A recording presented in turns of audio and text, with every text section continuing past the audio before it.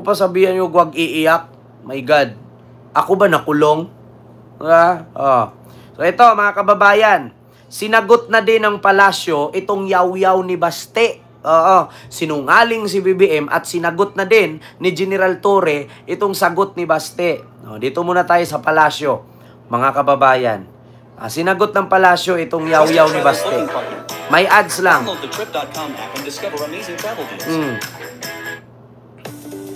Wait lang mga kababayan, may ads lang. So wala pong nagsisinungaling dito. So maaari lamang po na itong si Mayor Baste ay hindi niya naintindihan ang pahiwatig ng Pangulo patungkol sa rekonsilyasyon o siya ay napapaligiran ng mga fake news peddlers na kung ano-ano ang sinasabi sa kanyang mga idea. Sincero si Pangulong Ferdinand Marcos Jr. nang sabihing handang makipag-ayos sa pamilya Duterte at sa ibang tao. Ito ang binigyan diin ng Malacanang matapos batikusin ni Davao City Mayor Baste Duterte ang Pangulo dahil sa anyay reconciliation na walang kondisyon. Sa pagkakaintindi ko, gusto niya na may reconciliation pero walang kondisyon, meaning walang terms, di ba? Kainin na yung reconciliation niya. Wala yan. He's been lying since he became president. Ayon kay Palace Press Officer Yuse Claire Castro, tila hindi nauunawaan ng alkalde ang tungkol sa sinabi ng Pangulo ukol sa pakikipagkasundo. Malaki po ang pagkakaiba ng open for reconciliation at nag-o-offer ng reconciliation. Bilang ama ng bansa, tatanungin siya kung siya ba ay open for reconciliation sa mga Duterte at sa ibang mga taong maaaring nag-o-oppose sa mga polisiya niya. Ano po ba ang dapat tugunan, ang maging tugon ng isang ama ng bansa? Dapat lang, opo, open siya for reconciliation. Una nang pinalutang ng kampo ng mga Duterte, partikular na ni Senator Bongo na maaari ang pakikipagkasundo kung pauuwiin mula sa the Netherlands si dating di ba narinig nyo? Bakit sabi ni Baste na kapag nakipag-reconciliation, dapat walang kondisyones? Kampo ninyo yung nanghingi ng kondisyon eh. Makikipagsundo lang kami sa'yo basta ibalik mo si Tatay Digong. Makikipagsundo lang kami sa'yo kung i-deport mo yung mga ICC investigator dyan sa Pasay. Di ba? Yun naman yun eh. Kayo ang may kondisyon. At saka, tandaan ninyo, kampo ng mga dutae. Hindi lang naman kayo ang gusto ni BBM na makasundo. Ang gusto ni PBBM makasundo lahat. Ultimo yung mga oposisyon. Kasi sa totoo lang, oposisyon naman ang totoong kalaban, hindi naman kayo, pero nang aagaw lang kayo. Hindi nyo ba naisip ngayon ang oposisyon sumuporta na kay PBBM? Samantalang kayo na dating kasama niya, kumakalaban kasi hindi nyo siya mahawakan sa leeg. Kaya alam nyo, totoo lang mga kababayan, mga DDS, alam nyo ba kung bakit galit na galit ang mga Duterte kay Marcos? Hindi kasi nila kayang sulsulan si Marcos. At hindi nila kayang utuin at hawakan sa liig. Bakit? Sa tingin ninyo ngayon kung si PBBM at si Sara magkasama, hindi yan makukulong si Digong. Bakit? Kaibigan pa sila eh. Ang problema lang, binababoy nila si PBBM. Kung kayo ba naman saksakin araw-araw, di ba? Kung kayo ba naman saksakin araw-araw, papayag na lang kayo, saksakin kayo ulit. Tandaan ninyo mga kababayan, hindi ang dagat laging high tide. May karma ka rin. May ganyan din yun eh. Siyempre, kung ako, halimbawa, kaganda-ganda ng tulog ko, bubuhusan mo ko tubig. Magpapasensya ako kasi pinagtripan mo ko. Pangalawa, natutulog ako. Sa duyan, pinutol mo yung tali. Nahulog ako, magpapasensya pa rin ako. Di ba? Pangatlo, nakadisgrasya ka sa mga ginaganyan mong tao. Pinapakulong ka at kinasuhan ka. Tapos ako yung presidente. Diba? So anong gusto mong gawin ko? Malamang pipirmahan ko yung warrant para mahuli ka. Bakit? Ginawa mo na yan sa akin eh. Di ba minsan mga kababayan, kapag merong mga nangbabatiko sa atin, may nambabas sa atin, may nang-aaway sa atin, di ba lagi nating sinasabi, ipasa Diyos na lang? Tapos ang laging nasa isip natin, hayaan mo, makakatsyempo ka rin at makakahanap ka rin ng katapat mo. Ngayon, si Duterte nakahanap ng katapat, kinasuhan siya sa ICC, nilabasan ng warrant, ngayon, si BBM traidor? Sa anong koneksyon doon? Na si BBM traidor. Mas naunang binuli ni Duterte at mas naunang kasalanan ni Duterte yung pagpapapatay niya. Pangalawa na lang niya si BBM na biktima sa pambubuli. Hindi nyo ba alam, pambubuli yung ginawa ni Duterte? Kada rally, meron tayong presidenteng bangag noon, bangag ngayon. Meron tayong presidenteng adik. Anong tawag dyan? Di ba pambubuli yan? Paninirang puri, pambubuli, paninira. Para siya ang papaniwalaan. Tapos ngayon, kinasuhan siya sa mga nagawa niyang una, si PBBM ang sisihin. Aba, kaya sabi ko nga sa inyo, kung ano yung inyong tinanim, yan yung inyong aanihin. Tingnan mo, akala kasi siguro nila si BBM, magpapauto sa kanila. Continue. Pangulong Rodrigo Duterte. Kinontra rin ng palasyo ang sinabi ni Mayor Baste na ang resulta ng katatapos na eleksyon ay nagpapakita umano ng kahinaan ng Pangulo.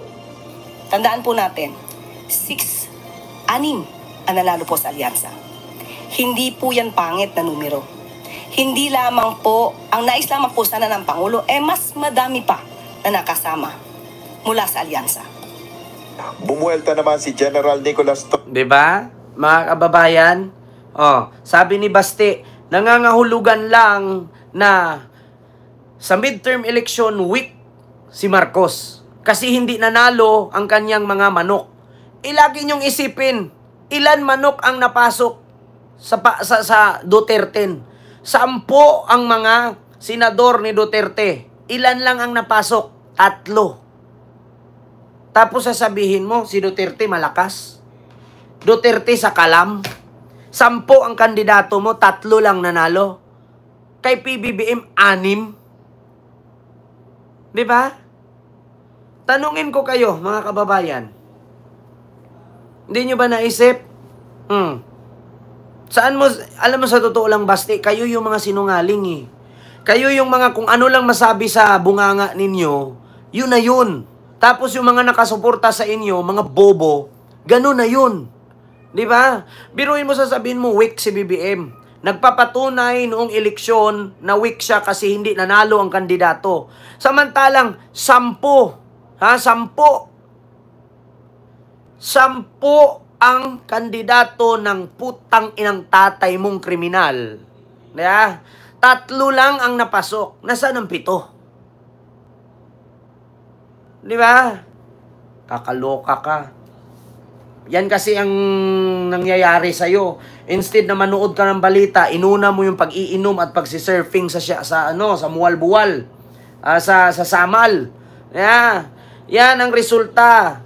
Instead na manood ka ng balita at bilangin mo, 3 lang nanalo sa tatay mo, 6 kay Marcos, sasabihin mo, weak. Hindi Tigilan mo kasi yung pag-iinom mo at pagsisurfing. Kaya late ka pumapasok si Tihol eh. Yan ang resulta sa'yo. Dito naman tayo, mga kababayan.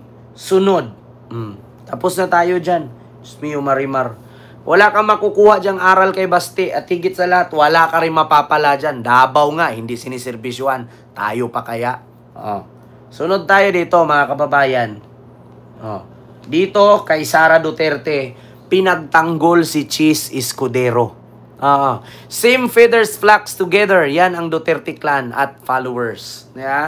Mindanao, baka ikaw maging maraming kaso. Alam mo, sa totoo lang, yung pagpapansinin niya, mahayop na yan. Tignan nyo sabi ni Mindanao, makakasuhan ako. So ano sa tingin mong ginawa ni Basti kay PBBM ngayon? Kasi sabihin mo sinungaling. Alam nyo, huwag kayo magalit sa akin, DDS, kung pinagmumura ko yung mga Duterte. Bakit? Tignan nyo nga, di naman ginawa nila kay Marcos. Huwag kayo magalit kung mumurahin ko sila at mumurahin sila ng tao. Bakit? Sila nga nagmumura din.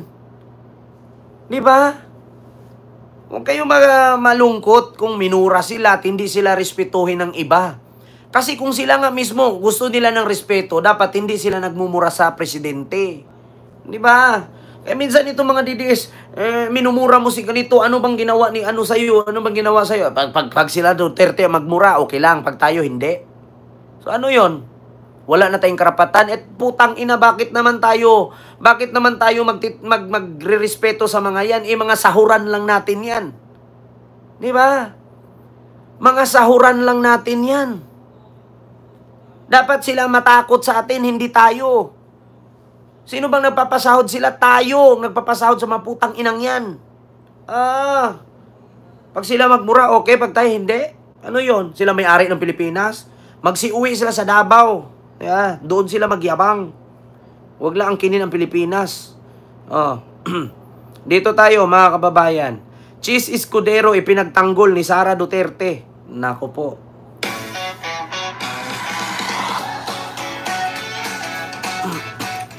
Alam niyo, sa totoo lang mga kababayan, yung ginagawa ngayon ni Sara at ni Chis, alam niyo na.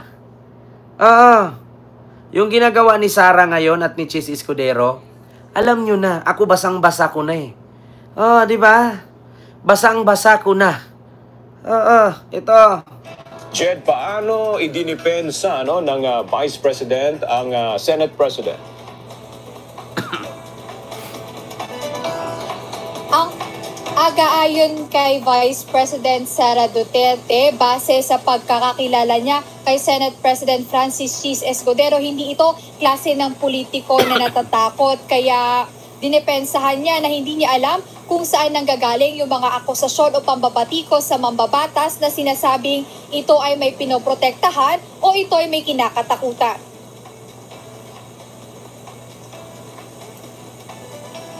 Hindi nasusundan ni Vice President Sara Duterte ang mga nangyayari sa Pilipinas dahil ang kanyang ama na si dating Pangulong Rodrigo Duterte. Ngunit pinanggit ng pangalawang Pangulo ang kaugnay ng impeachment laban sa kanya na aniya ay maraming procedural lapses na labag sa Constitution. Binanggit rin ni VP Sara ang tungkol sa paglipat mula sa 19th Congress patungong 20th Congress na unang naaprobahang impeachment complaint. Well, yan ma'am, kina-question din namin yan.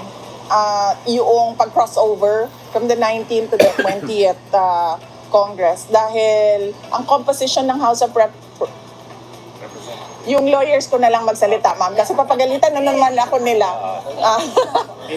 Papagalitan na naman ako noon, ma'am, ng mga lawyers ko. So, tanong natin yung lawyers. So yun na, mga kababayan. Sabi ni Sara Duterte, kilala daw niya si Chis Escudero. Sa totoo lang mga kababayan, kilala naman talaga ni Sara. Kasi bakit?